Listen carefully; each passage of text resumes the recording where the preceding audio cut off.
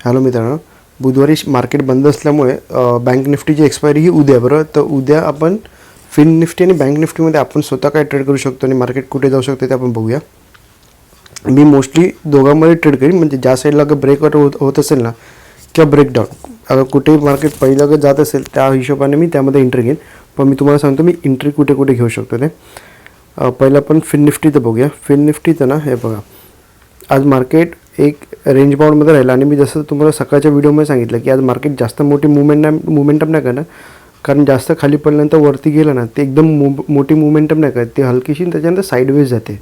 ठीक आहे. त्याचप्रमाणे अगर तुम्ही मिड कॅप निफ्टीमध्ये बघितलं असेल ते मोठी मुवमेंटम नाही झाले, ती साईडवेज मुवमेंटम झाली, बरोबर. त्याप्रमाणे आता आपण फिन निफ्टीचं बघूया.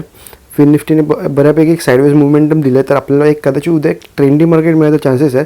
तर उद्या एक मोठा प्रॉफिट व्हायचा चान्सेस आहे. मला ॲक्च्युली आज जरा वाटत होतं, पण ठीक आहे. 3000 प्रॉफिटवर मी कॉस्ट टू कॉस्टवरती आलो आहे. आणि आता आपण उद्या समजा जसं हावाला हाय ब्रेक केला, मी वरच्या साईडला एंट्री घेईन, 2 लॉट पी सेल करीन आणि थोडं इन द मनीमध्ये, थोडं डीपली इन द मनीमध्ये करीन. कारण मला असं वाटतं की उद्या अगर हा ब्रेक केला ना तर एक बऱ्यापैकी वरच्या साईडला मुवमेंटम मिळू शकते, त्यामुळे बाकी काय नाही.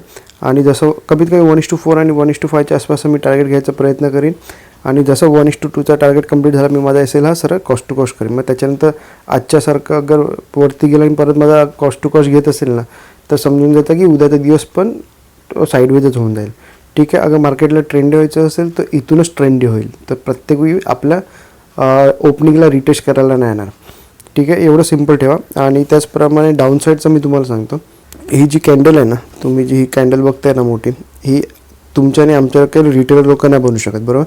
तर तो ॲक्च्युली हे बघा, हे त्याने काय केलं मी तुम्हाला सांगतो.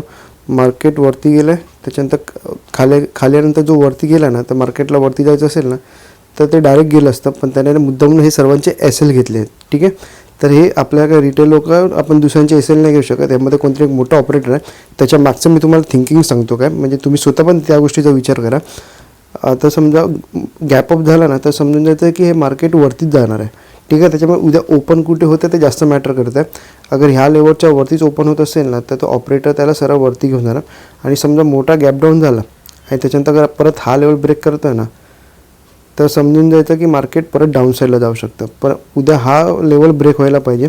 आणि पण इकडे मी जर क्वांटिटी कमी करणार, कारण अगर मार्केटला इथून खाली जायचं असेल ना ह्या कॅन्डलपासून, तर एकदम जोरात खाली जाईल आणि त्याच्यामुळे एक जे अर्ध्या क्वांटिटी असतात ना त्याच्यामध्ये पण बऱ्यापैकी प्रॉफिट मिळून जाईल. त्याच्यामुळे कधी कधी ऑपरेटरचं काय असं मी तुम्हाला सांगतो. आता ही मोठी कॅन्डल बनवली तर आता लोकांना असं वाटू शकतं की आता मार्केट वरती पण जाईल. ठीक आहे. पण अशाच्या वेळी मग हे लोक काय करतात, नेक्स्ट डेला गॅप डाऊन ओपन करून हा लेवल ब्रेक करतात. त्यामुळे नेक्स्ट डेचा अगर कुठे ओपन होत आहे ना त्याच्यावर डिपेंड करतं, कारण ह्या कॅन्डलने सगळ्यांचे एस एल घेतलेत आणि आता ह्या कॅन्डलच्या वरती मार्केट सबस्टेन करत आहे. ठीक आहे. अगर मार्केटला वरती जायचं असेल ना, ॲटलिस्ट फिन निफ्टीला तरी ह्या लेवलच्या वरती ओपन व्हायला पाहिजे. ठीक आहे. अगर गॅप ओपन झालं आणि पहिली 5 मिनिटाची ग्रीन कॅन्डल तरी दिसली ना, तरी आपण एंट्री घेऊ शकतो. पण त्याचा एस एल आहे ना, त्याचं पहिला टार्गेट एवढंच ठेवा, कारण इथून मग परत एकदा रिव्हर्स व्हायचे चान्सेस आहेत. पण माझी एंट्री मी तुम्हाला सांगतो, माझी एंट्री फिक्स असेल. मी ह्या साईडला कुठे एंट्री नाही घेणार. मी डायरेक्ट एंट्री हा लेवल ब्रेक केल्यानंतरच घेणार आहे. ठीक आहे. कारण मला एक मोठी मुवमेंटम पाहिजे असते आणि एक चांगला प्रॉफिट पाहिजे असतो. पण डाऊन साईडची एंट्री मी तिकडेच घेणार आहे. डाऊन साईडला जसं हा लेवल ब्रेक केला ना, तर मी माझी एंट्री घेईन, लॉट कमी करीन. इकडे वरती अगर 2 लॉट मारत असेल तर डाऊन साईडला फक्त एक कॉल सेल करीन आणि त्याचा मी डीप इन द मनीमध्ये करीन हा ब्रेक केला तरी, कारण एक मोठी मुवमेंटम घेऊ शकते खालच्या साईडला पण. ठीक आहे. वरच्या साईडला मी काय सांगतो, कारण आता समजा इथे मोठा गॅप अप झाला, 5 मिनिटाची ग्रीन कॅन्डल झाली ना, तर मार्केट तोपर्यंत इकडे येईपर्यंत ना थोडं साईडवेज होऊन जाणार. ठीक आहे. अगर क्विक मुवमेंटम पाहिजे असेल तर त्याला हा लेवल ब्रेक करणं गरजेचं आहे.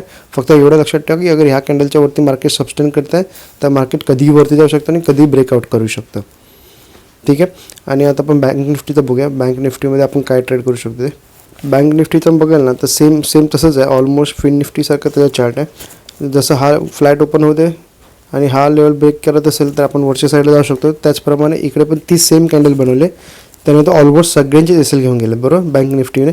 तर अगर ह्या कॅन्डलच्या वरती सबस्टेन करते आणि हा लेवल ब्रेक करतं ना, तर एक वरच्या साईडला खूप मोठी मुवमेंटम येऊ शकते. एक बऱ्यापैकी मुवमेंटम मिळते, जेणेकरून एक चांगला प्रॉफिट मिळेल. अगर पहिले बँक निफ्टीमध्ये अगर पहिली लेवल ही ब्रेक करते तर मी बँक निफ्टीमध्ये एंट्री घेईन, आणि फिन निफ्टीमध्ये ब्रेक करत असेल तर मी फिन निफ्टीमध्ये घेईन. ठीक आहे. सेम एंट्री असणार. मॅक्झिमम 2 ते 3 लॉट पी सेल करीन. मॅक्झिमम त्याचं टार्गेट असेल 1:4 1:5, कारण मी डीप इन द मनीमध्ये ट्राय करणार आहे. ठीक आहे.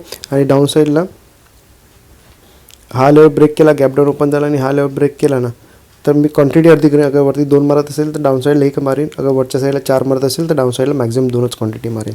ठीक आहे. आणि प्रत्येक वेळी मॅक्झिमम एंट्री ही 2दाच घेणार. एकदा एंट्री घेतली, ठीक आहे, माझा एस एल गेला, मी एस एलमध्ये कट करेन. त्याच्यानंतर परत एकदा सेम लेवल येत असेल ना, मी अजून एकदा एंट्री घेणार. असं फक्त मॅक्झिमम 2दा एंट्री, भले मग अप साईडला असू दे किंवा डाऊन साईडला असू दे. ठीक आहे. अप साईडला पण 2दा एंट्री, डाऊन साईडला पण 2दा एंट्री. फक्त क्वांटिटी अर्ध्या करणार डाऊन साईडला. कारण अगर जे यायचं असेल ना जोरात, अगर ही कॅन्डल ब्रेक करायची असेल ना, तर मार्केट एकदम जोरदार ब्रेक करणार. ठीक आहे. त्याच्यामुळे जो प्रॉफिट आहे तो आपल्याला म्हणजे अर्ध्या क्वांटिटीमध्ये पण बऱ्यापैकी एक डिसेंट प्रॉफिट मिळू शकतं. ओके. आणि अजून तुम्हाला काही डाऊट असेल तर कमेंट करा. व्हिडिओ आवडला असेल तर लाईक करू शकता. चॅनलसुद्धा सबस्क्राईब करू शकता. धन्यवाद.